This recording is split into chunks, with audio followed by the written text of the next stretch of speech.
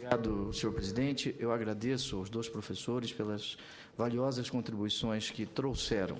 Eu quero parabenizar o professor Juarez pelas suas contribuições e gostaria, como relator, se elas fossem para cá enviadas por escrito, porque eu fiquei muito impressionado com as manifestações do senhor, já tinha ouvido em palestras o senhor e lido os seus escritos. Quero parabenizá-lo. Muitas destas contribuições que o senhor nos trouxe aqui hoje, outros senadores, além do senador Aloísio, já nos trouxeram como emendas ao projeto. 500 emendas, né? Já analisamos. Além de contribuições de várias associações.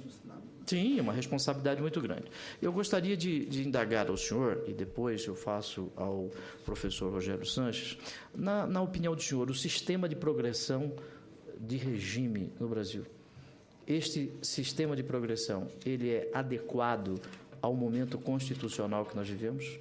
Um cidadão que comete um homicídio, se nós podemos chamar de homicídio simples, se tirar a vida de um semelhante pode ser algo simples, ele fica 1 ano no regime fechado e depois ele vai para o regime semiaberto. Nós sabemos da não existência, em regra, de regime semiaberto. A posição do senhor, se o senhor pode trazer a contribuição dos seus estudos na Alemanha, como funciona a progressão de regime na Alemanha, como isso se dá, qual é a pena, me parece não, na Alemanha não existe pena mínima para alguns crimes. Como isso se dá na Alemanha e esta comparação aqui no Brasil? A primeira, a questão da progressão de regime. Na opinião de Vossa Excelência, sem falarmos de um direito penal mínimo, nem um direito penal máximo, não falarmos de um direito penal do inimigo, que nem Jacobs, ou um direito penal do amigo, mas um direito penal cidadão. Na opinião de Vossa Excelência, quais são os bens jurídicos que teriam a dignidade penal? E, na avaliação que Vossa Excelência fez do projeto, se isso vem sendo cumprido, qual é a posição do senhor? Também há uma reflexão do senhor a respeito dos crimes contra a administração pública, em especial os crimes relacionados ao desvio de recursos públicos. Não estaríamos no tempo, no Brasil, de protegermos bens jurídicos meta-individuais, bens jurídicos difusos? E uma última indagação. Existiria no Brasil, na opinião de Vossa Excelência, um espaço para um direito administrativo sancionador para algumas condutas? Estas reflexões são importantes para mim como relator. Senhor presidente, depois da resposta do nosso convidado, o professor, doutor Juarez, eu faço as indagações, se Vossa Excelência me permitir, ao professor Rogério Sanches. Posso acrescentar uma pergunta sobre responsabilidade penal da pessoa jurídica?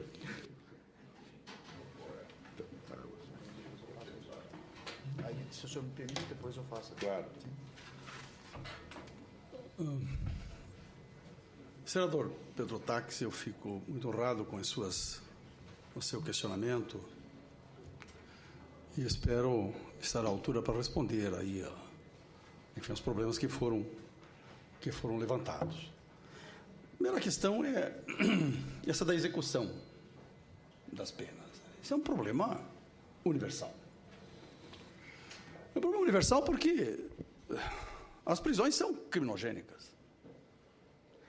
Enquanto nós ficamos limitados ao estudo de dispositivos para tratar do crime, nós não vemos o funcionamento do sistema da justiça criminal. Esse sistema que tem os seus parâmetros legais, o direito penal e o processo penal, mas que funciona através da atuação da polícia, a ação da polícia, da justiça e da prisão. E as prisões, na verdade, não reduzem a criminalidade, não cumprem as funções declaradas de correção do criminoso, não só no Brasil, em lugar nenhum do mundo. Em lugar nenhum do mundo. Nós ficamos iludidos com a possibilidade de usar a pena como transformação do sujeito. Isso não existe nos Estados Unidos, na Alemanha, na Itália, na Argentina, no Brasil. Mas os objetivos declarados da prisão, de correção do condenado, não vou falar do criminoso, do condenado, não são cumpridos, porque a prisão introduz o sujeito em novas relações de violência. Mas a prisão é um mundo violento, como a Vossa Excelência sabe, o sujeito que entra na prisão, ele tem que se adaptar a novas normas da prisão, e as normas, as regras de sobrevivência aqui são a violência e a malandragem. E quando ele se encontra absolutamente adaptado à prisão, foi inteiramente prisionalizado, está adaptado àquele mundo de vida, ele volta para o mundo fora da prisão. E aí encontra o quê? Ele encontra as mesmas condições adversas que existiram, que o levaram à primeira criminalização, etc. E mais, encontra ainda a atitude dos outros, porque agora ele é um egresso. E a comunidade, aí vem a comunidade, na verdade, tem um papel nisso, ela na verdade, se comporta em relação ao egresso naquela expectativa de que ele continue praticando novos crimes. Mas ele continua sua carreira criminosa. Agora, imagine, o sujeito foi inteiramente prisionalizado, adaptado à prisão, então volta para a comunidade, encontra essa atitude, e qual é o resultado? O resultado é a reincidência. Quer dizer, a prisão, na verdade, produz reincidência. E hoje a criminologia mostra, para entendermos o direito penal, foi pelo que não pudemos falar na nossa exposição inicial de criminologia, porque tínhamos que falar dessa parte geral, mas a criminologia mostra. O sistema é inteiramente criminogênico e não cumpre as suas funções declaradas, cumpre, aliás, outras funções reais, ocultas, né, que essa é a função verdadeira que o sistema penal cumpre numa sociedade desigual, senão o direito penal garante a sociedade. Então vem o ilustre promotor fala em garantir a sociedade. Garantir uma sociedade desigual é garantir a desigualdade. Quer dizer, quando estamos garantindo uma sociedade justa, aí o direito penal pode ter um papel, positivo. Mas uma sociedade profundamente desigual e injusta como a nossa, o direito penal garantir a sociedade é garantir essa injustiça e essa desigualdade. Então, ele é, por natureza, elitista. Quer dizer, esperar que o direito penal vá resolver, que a execução penal vá resolver, não vai resolver. A questão de progressão de regimes é muito importante.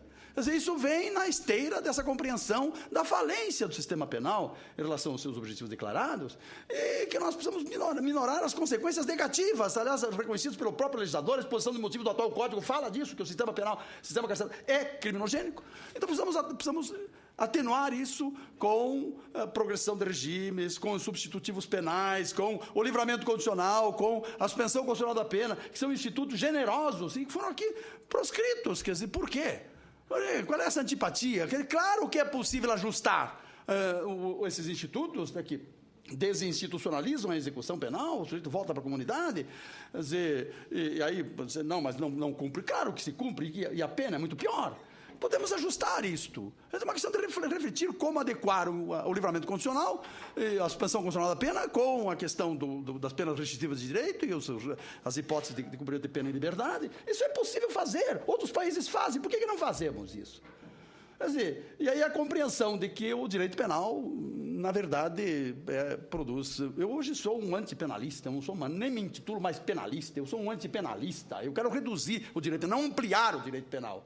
As nossas posições são antagônicas, porque nós temos aqui um promotor que acredita na pena como forma de solução de conflitos sociais. Eu não acredito na pena para resolver conflitos sociais. Temos que resolver conflitos sociais através de medidas, públicas, políticas públicas, e não através de punição. Essa resposta do Estado, essa resposta mesquinha, pequena, de pena criminal, é a única resposta que o Estado tem para a questão criminal no Brasil, é a pena criminal. E a resposta está dando nessas consequências todas. E ainda vamos mais penas. Quer dizer, precisamos de mais crimes, de mais penas, de mais polícia, mais justiça, mais prisão. Onde é que vamos acabar?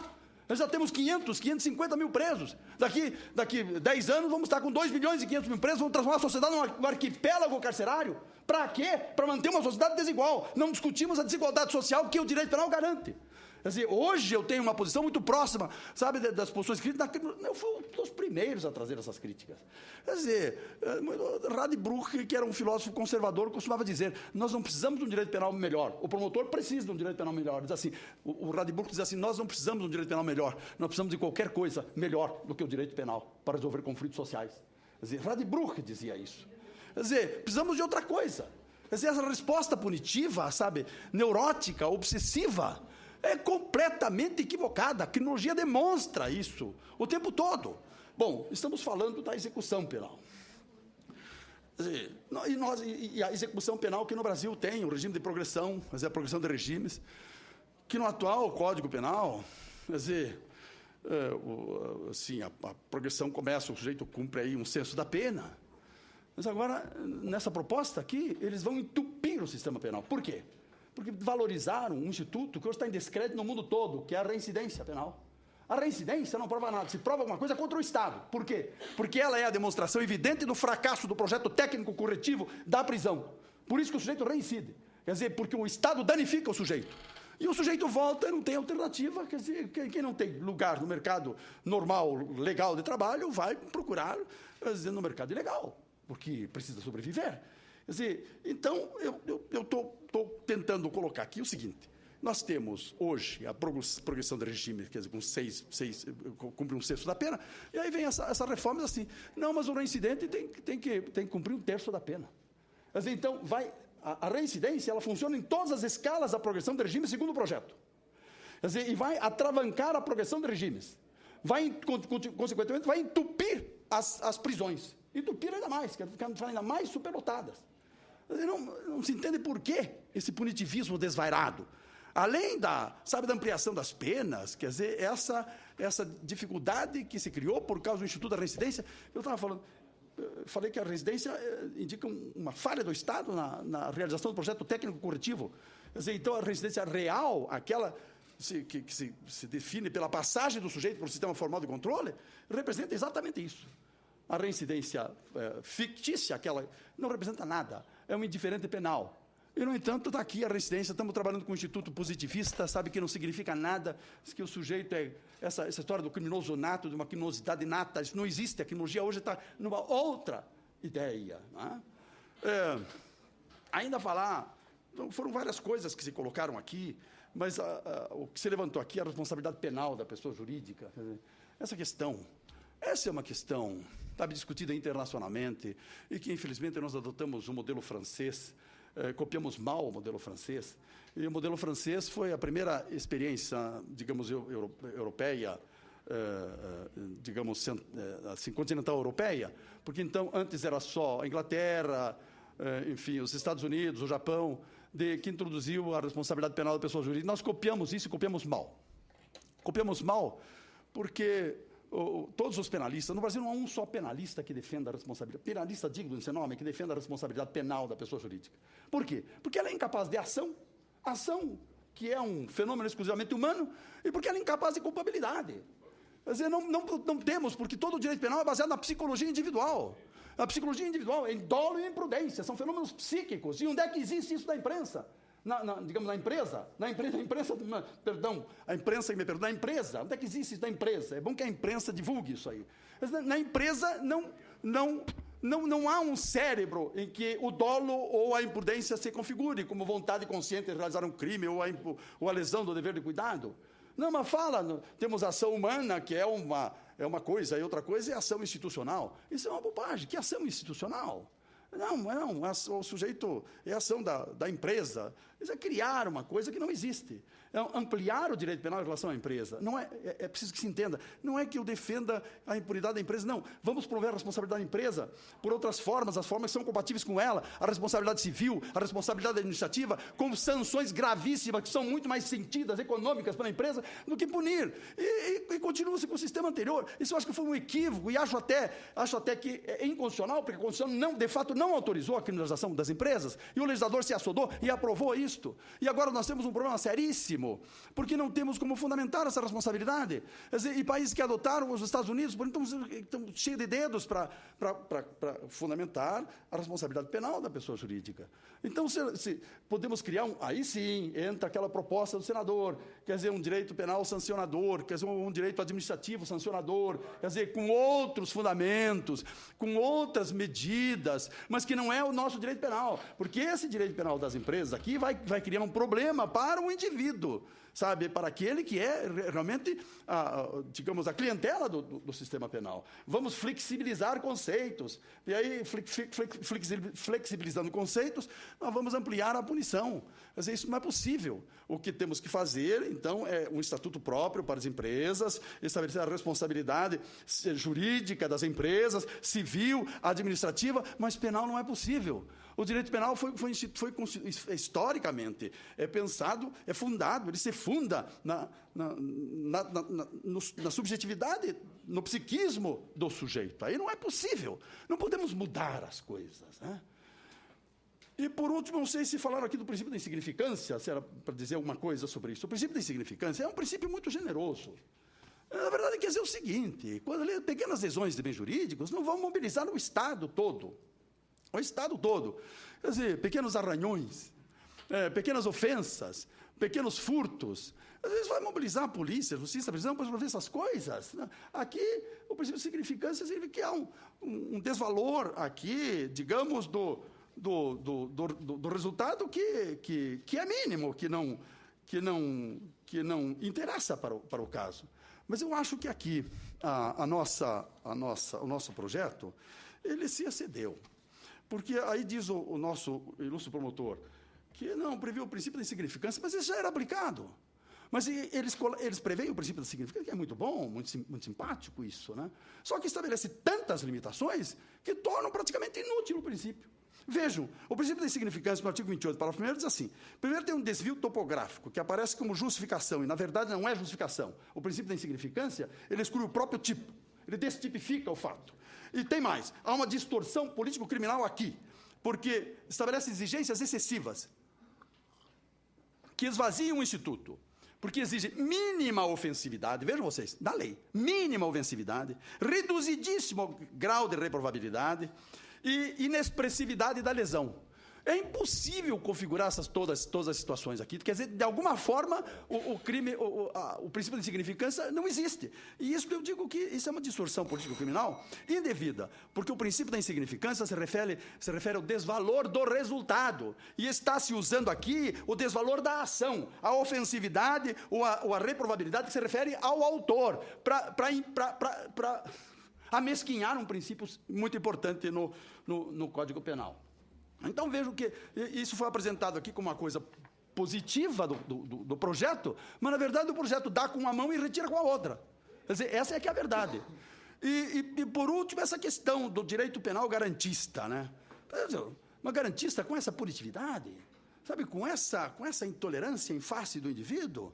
O direito penal devia ser garantista, né? Ele fala aqui da proteção do Estado, o eficientismo na proteção do Estado. O direito penal não tem que proteger o Estado. O direito penal tem que proteger o cidadão diante do poder do Estado. O Estado tem o poder, o Estado faz o que quer. Quer dizer, o indivíduo é que precisa do direito para se proteger contra a violência do Estado. E hoje a violência do Estado, do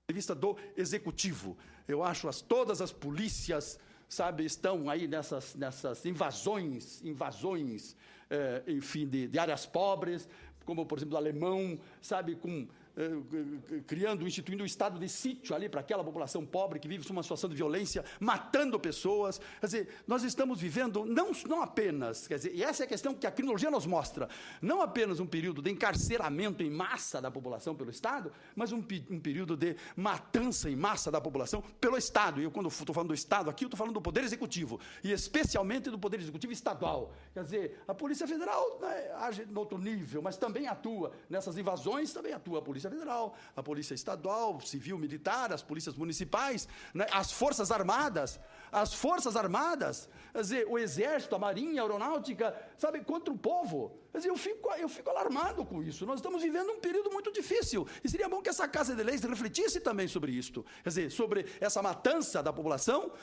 que o Estado está cometendo. Depois aparece nos autos de resistência, como se o estrito cumprimento do dever legal legitimasse esse tipo de ação. Quer dizer, é isso que leva essa ampliação do direito penal, esse punitivismo desbragado, sabe, que dominou esse projeto. Eu não nego que a comissão tinha intenções de boa vontade, etc., mas de boa vontade o inferno está cheio. Quer dizer, o fato é que ela não realizou essas boas intenções e essa boa vontade. Era isso, senador. Muito obrigado, professor. Me permita, senhor presidente. Pois não? Senador Pedro Taques. Eu, em razão do adiantado da hora, senhor presidente, eu gostaria só que o professor Rogério Sanches respondesse as mesmas perguntas que eu fiz ao professor Juarez e acrescendo, professor Juarez, o que faremos com a força normativa da Constituição, o artigo 173, parágrafo 5º, e também no que tange aos crimes ambientais, que a Constituição tem um mandado expresso de criminalização.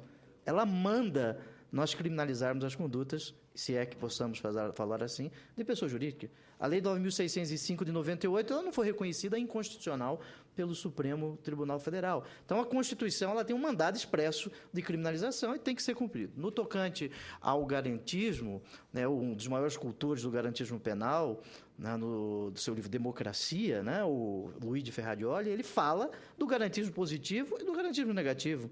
Né? Infelizmente, no Brasil, e depois eu queria ouvir a reflexão de Vossa Excelência, se ainda desse tempo, presidente, a respeito deste viés apenas negativo e o dever fundamental que o Estado tem de proteger o cidadão, tendo em conta um dos seus instrumentos, que é o direito penal. As mesmas perguntas ao professor Rogério Sanches. E agora a palavra, por 15 minutos. Bom, eu quero, antes de mais nada, esclarecer, não sei se eu fui... Talvez eu não fui claro. Em nenhum momento eu falei que o direito penal serve para proteger o Estado, concordo. O direito penal é o Estado. Eu falei que o direito penal ele serve para garantir o cidadão contra o Estado e garantir o cidadão de que o Estado vai agir de forma eficiente e segura. E eficiente. O direito penal não serve para proteger o Estado. O direito penal é o Estado. Então, em nenhum momento isso foi dito, e é importante que isso fique claro, porque senão eu estou desvirtuando o garantismo no sentido que eu acabei propondo, ou seja, os dois ângulos. Aquela dupla face do princípio da proporcionalidade, que Leon Streck já defende há muito tempo. Na interpretação dele, porque o princípio da proporcionalidade não diz o que ele diz que diz. Ainda que a interpretação seja equivocada, esse o duplo viés, esse duplo ângulo é muito importante. O cidadão não é garantido do Estado. Mas eu não estou falando que garante o Estado. Eu estou dizendo que ele garante o cidadão contra o Estado, como o senhor falou. Como o senhor falou. E depois, ele garante o cidadão de que o Estado vai agir de forma suficiente. Jamais protegendo o Estado. Ninguém falou de proteger o Estado. A outra coisa que eu coloco aqui é o seguinte. Em nenhum momento me titulo como um punitivista atroz. Em nenhum momento. Eu gosto de trabalhar com o direito penal mínimo porque é mínimo, direito penal máximo porque é máximo. Um latrocida, um homicida, um Fernandinho Beiramar que foi condenado a 80 anos ontem por conta de homicídios que ele comandava de dentro do presídio, que não reeduca, etc. Tal. No Brasil, o crime organizado está na pessoa do Fernandinho Beiramar. Não. É apenas um exemplo. É apenas um exemplo. O crime organizado, doutor Juarez, antigamente eu ouvi dizer que o crime organizado era um Estado paralelo. Ele não é um Estado paralelo, porque ele cruza com o Estado. Eu tenho crime organizado dentro do Estado. Então, eu estou falando do Fernandinho Beiramar e nem falei de crime organizado. Eu falei de uma pessoa que foi condenada ontem a 80 anos. Se a pena ela é esse instituto totalmente ineficaz, qual é a solução para os crimes de maior potencial ofensivo? Para um homicida reincidente, para um homicida que não tem freios, para um latrocida, qual é a solução? A pena por hora, ainda que no futuro, gerações futuras, critiquem dizendo, olha só a consequência que esse período dava para os autores de crimes. Ainda que nós sejamos criticados no futuro, hoje, no presente, não temos uma resposta melhor para os crimes de grande potencial ofensivo. Eu concordo com o professor Juarez quando ele fala da falsa democratização da pena. Ela não pode atingir crimes de menor ou médio potencial ofensivo. A pena ela tem que ser limitada para os crimes de grande potencial ofensivo. E se nós limitarmos as penas para os crimes de grande potencial ofensivo, não teremos esse inchaço carcerário, pelo menos não nesse montante. Agora, é a solução que nós temos hoje, ou não temos solução. E aí é o Estado a dizer para essa sociedade injusta que ele, Estado, não tem resposta para esse tipo de comportamento injusto. Então, eu acredito que o Estado não pode anunciar esse fracasso. Eu acho que o Estado tem que trabalhar políticas sociais, sim, como o senhor colocou. Agora, eu, como promotor de justiça, eu atuo quando falhou a política social. E eu, como promotor de justiça, quando falhou a política social, eu não posso dizer para a comunidade que eu atuo que eu não vou fazer nada. Eu tenho que dar uma resposta, o juiz tem que dar resposta, a polícia tem que dar resposta, a vítima precisa sentir de que ela tem um Estado eficiente, sim. Ou, pelo menos, não tão ineficiente. O sistema progressivo que o doutor Pedro Taques perguntou, é claro que é um sistema importante. E esse sistema progressivo ele precisa trabalhar com o princípio da proporcionalidade. Não vamos aqui falar em frações, se um terço, metade, etc. Não vou chegar nesse tanto, até porque talvez um sexto seja muito no sistema que nós temos. Talvez um sexto já seja muito. Não, estou dizendo o sistema que nós temos. O anteprojeto ainda não temos, ainda é uma esperança. O que eu estou dizendo para o senhor é que 1/6 hoje pode ser muito. Agora, o que eu não admito é um sistema progressivo tratando todos iguais. Isso fere o princípio da proporcionalidade. Isso fere. Eu não posso ver um latrocida progredindo de regime no mesmo quantum de um furtador. Eu tenho que trabalhar com o princípio da proporcionalidade. E esse sistema progressivo me parece que trabalha com o princípio da proporcionalidade. Agora, não vamos questionar aqui o quantum. Talvez o quantum tenha que ser repensado. Talvez o quantum tenha que ser repensado por conta do sistema que nós temos. Esse sistema falido. O senador perguntou também a respeito da responsabilidade penal da pessoa jurídica. É importante, o professor Juarez deixou claro que o nosso sistema é realmente uma cópia do sistema francês e copiamos pela metade, porque só copiamos a parte penal, e o sistema francês ele reformulou também o processo penal. Eu conversava antes de chegar aqui, dizendo que eu, como promotor de justiça, eu denunciei uma pessoa jurídica. Rogério, mas por que você não denunciou mais? Não tem pessoa jurídica poluidora? Eu falei, não, porque eu não denuncio mais enquanto não se estabelecer critérios para que eu possa denunciar. Porque depois que eu denunciei uma pessoa jurídica poluidora, junto com a pessoa física, no sistema de dupla imputação para alguns, Sérgio Salomão Checari, etc., primeiro entrava e surgiu no momento da citação. Olha só que detalhe que naquela época eu nem parei para pensar, vou citar quem? Quem será citado para, em nome da pessoa jurídica, ser interrogado sob pena de confissão? Ou sob pena de confissão, não, podendo confessar. Então, eu acredito que a responsabilidade penal da pessoa jurídica, senador Armando, ela é uma responsabilidade penal que tem que ser discutida, ela não pode ser ignorada, não pode ser afastada imediatamente, porque nós temos pessoas jurídicas praticando infração penal por meio de pessoas físicas. Agora, o senhor diz, então vamos punir as pessoas físicas. E quem diz que é fácil nós encontrarmos dentro do nosso sistema a pessoa física autora? Eu não estou aqui defendendo nem negando a responsabilidade penal da pessoa jurídica, mas ela não pode ser descartada. Do mesmo jeito que ela não pode ser afirmada ou aplaudida 100%, ela não pode ser... Precisa ser amadurecida essa questão. Eu tenho pessoa jurídica autora de crime, sim. Sérgio Salomão Checari, quando ele escreve na monografia dele, na tese dele, Responsabilidade Penal da Pessoa Jurídica, ele faz uma sugestão muito importante. Ele fala, talvez seja o momento, e aqui Sérgio Salomão não, eu discordou um pouco do professor Juarez, seja o momento de nós rediscutirmos alguns dogmas penais. Culpabilidade, mas por que nós vamos ficar com a culpabilidade do jeito que ela é hoje? Vamos rediscutir a culpabilidade. Vamos rediscutir. Por que nós vamos simplesmente nos conformar com o que já nos é dado há séculos? Não é o momento de talvez nós repensarmos em alguns institutos? Por exemplo, vamos conformar os nossos institutos também à realidade, qual seja pessoa jurídica autora de crimes. Então, aqui eu apenas coloco essa minha opinião. Nós não podemos descartar esse importante instrumento que é a responsabilidade penal, hoje num país que ainda não temos uma resposta satisfatória para alguns crimes. E os crimes ambientais estão entre os crimes mais graves que nós vivemos hoje. É claro que estão. O senador Pedro Taques fala do crime contra a administração pública. O crime contra a administração pública, ele está sendo tratado, aqui eu falo da parte geral, eu já tinha feito referência, está sendo tratado de uma maneira muito além do que o Código Penal atua hoje. Hoje, nós só garantimos a reparação do dano, a restituição do produto do crime na progressão. O autor de um crime contra a administração pública, no direito penal, ele só está obrigado a reparar o dano ou restituir a coisa para algum benefício penal na sua progressão. O anteprojeto não. O anteprojeto trata também dessa condição para conquistar outros benefícios, como penas restritivas de direito. Isso é muito importante, senador. Isso é extremamente importante. Por quê? Porque nós estamos garantindo uma eficiente proteção dessa sociedade, ainda que injusta. Ainda que injusta, mas nós estamos garantindo. Agora, o direito penal ele não serve para trazer justiça para a sociedade. São outras medidas, como o professor Juarez falou. Agora, o direito penal tem que agir a partir do momento que tem um crime. E o direito penal não vai se isentar ao seu mistério. Com certeza, não. Tinha mais alguma indagação? Não.